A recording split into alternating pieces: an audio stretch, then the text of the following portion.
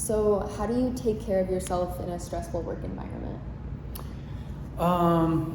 I make sure that I schedule my time wisely so that I have me time, right? And that usually means time with my family. My son is a senior in high school. He's in marching band, so sometimes that can be stressful as a band parent. But that stress is different than work stress, right? And I enjoy just watching my son do what he loves, and I love being with my wife. Like we really enjoy each other's company, like to have conversation, and so we like to go out to like local establishments to have a meal and a drink and just kind of talk about stuff. And so I think just hanging out with my family. And then I really love soccer or football, right? So I make sure to have time to like watch games, to be able to have that time where I'm not going to be interrupted and be able to just do something for me. Yeah. It's good to have that balance. Have the adjustments you've made in your environment since the pandemic at all discouraged you from teaching? No, I know a lot of people have really felt like I don't want to do this anymore, but before the pandemic, I actually taught classes at the university, and I did them, the ITV courses or the interactive television courses. So I have taught a class for many years now where I'm looking at screens, and ironically, right before the pandemic happened,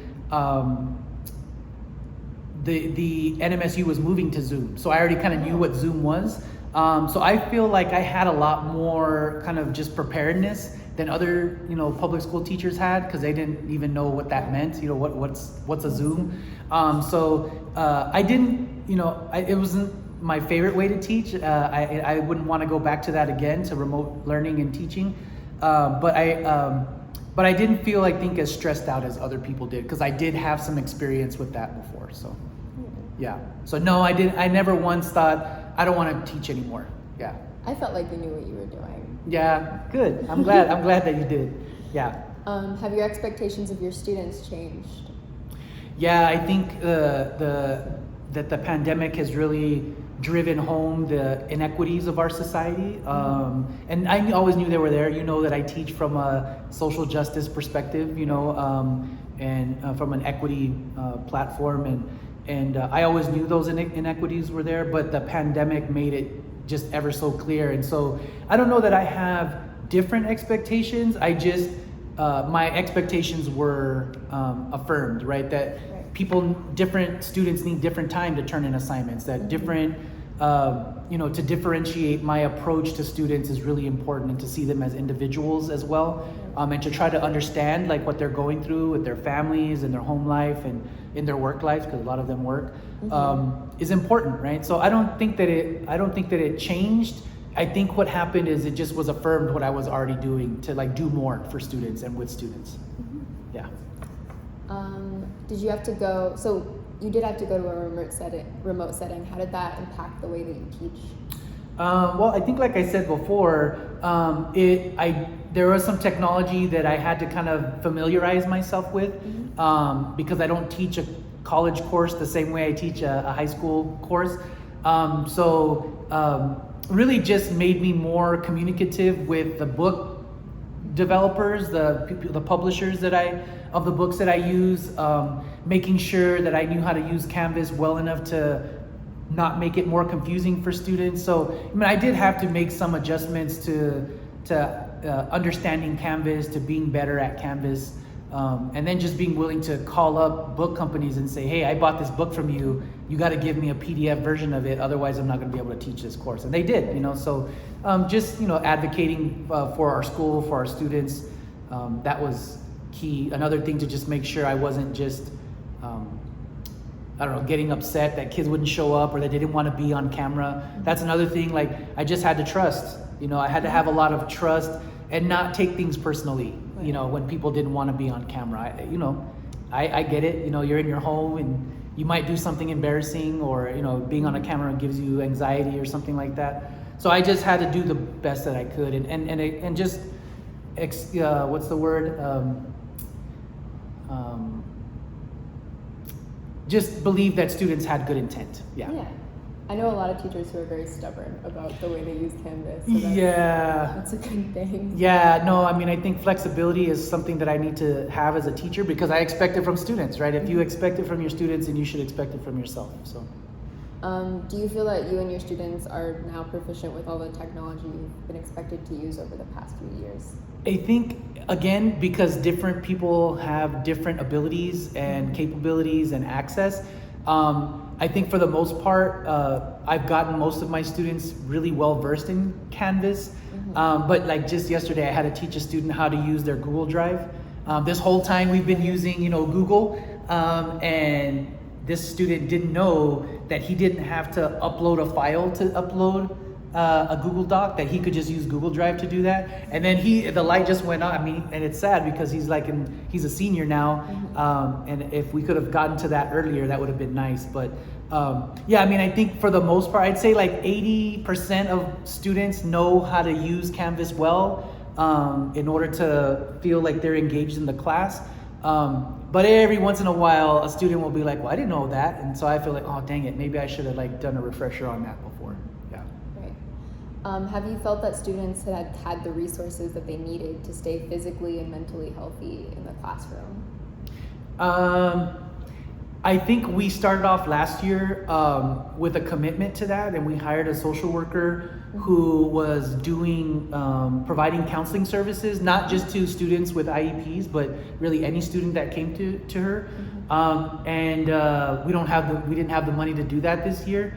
We're kind of having to contract that out a little bit, and that little degree of separation from the school, like not having somebody in-house, is a little worrying to me. We haven't had a whole lot of issues this year, but I would feel much better having a counselor in the school, and not like an academic counselor, but an actual, like somebody who can provide therapeutic help to students when they're in crisis or when they're discomforted by whatever's going on in their life. So yeah, I think that we need more money. Schools need more money to ensure that we have a social worker, if that social worker's the counselor, then great. But yeah, I mean, I think we need more psych services for our students, more emotional support for our students. Yeah. Has there been anything different about teaching incoming students impacted by the pandemic, and have they seemed behind, and how have they adjusted? I don't know about behind. I think they develop maybe some habits while on remote learning that are hard to break, right? I've noticed that attendance is really a struggle, like in our state, not just at our school, but at our state, right? Like one of the kind of, using Canvas is a double-edged sword, because if I can just put everything online, then what's the point of coming to class, right? But then they miss out on that social connection. And for some students, that social connection is what causes them the anxiety, so that's why they stay away. But it's just so much easier for me to help students who aren't able to come in, to ensure that they have something to do and learn. Because for me, social studies is very much undervalued. And so I want to make sure that they have some access. And I won't lie, it makes it easier for me, right? If a student says, well, what did I miss? All I have to do is say, well, it's all on Canvas, right? You can see what we missed there. But it does mean that they miss the interaction with me in the classroom or with other students in the classroom. So yeah, I mean, I think there has been a switch. Students are different now than they were before the pandemic. Grades don't seem to matter as much to students anymore. There are always those students who are I'm trying to go to Harvard, or I'm trying to get a serious scholarship so I don't have to pay. And so those students were always kind of, pretty self-driven. But other students that I've noticed is just a real kind of I need to turn in stuff because I want to pass these classes, right? I get to teach a 9th grade advisory this year. I hadn't done that in a long time. And so I'm trying to lay that foundation with them pretty early, right? To get them kind of bought into why it's important to do well in school.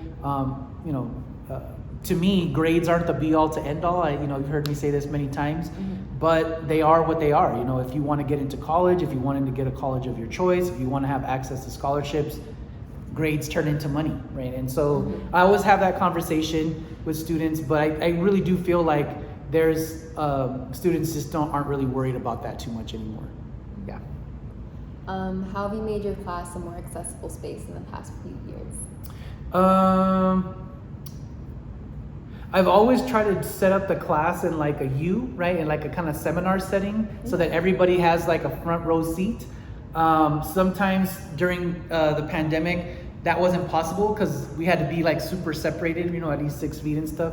Yeah. Luckily we had small classrooms, so I got to get back to the U pretty fast.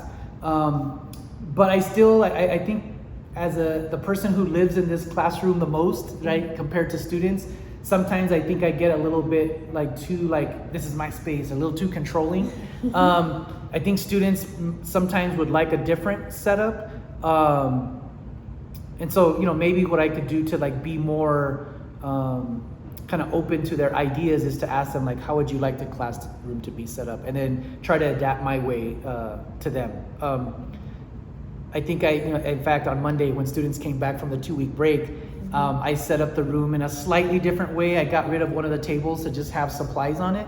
And students wanted to be able to, they walked in and 2 students are like, I don't like this. Immediately, they were like, I don't like this setup.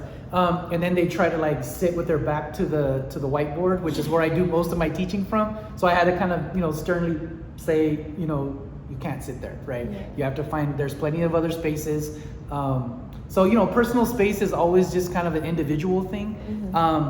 And that's what kind of makes it hard because I can't please every single individual, but I could, just kind of sit down and talk with them about that. I did try to do an experiment in one of my US history classes where I asked them if they would like to be kind of the ones that develop the curriculum. And I think I've told this story about back in the day I did this, created affinity groups and students actually did the planning of the units. So one class said, yes, we want to do that. Yeah. And it kind of crashed and burned pretty fast because it's hard work. It's hard work to develop, a curriculum and lessons and units and stuff like that. Especially if you don't have that expertise. And even with my help, they struggled a little bit with that. And then they just decided, hey, we'd rather go back to a more conventional, you do the teaching and stuff like that. So, maybe I approached it wrong. Maybe it was me being a little afraid of what might happen if I turned over that control. I was actually very excited in the beginning, but I could see that there were just some students who they needed a lot of help, right? And they were leaning on their peers to get that work done, and their peers were feeling a little bit of pressure, right? Because they were the ones kind of leading everything. So yeah, I mean, I got to figure out a better process for it. It worked, great when I did it, when I was a younger teacher. I just need to figure out how to get that energy back again. Yeah.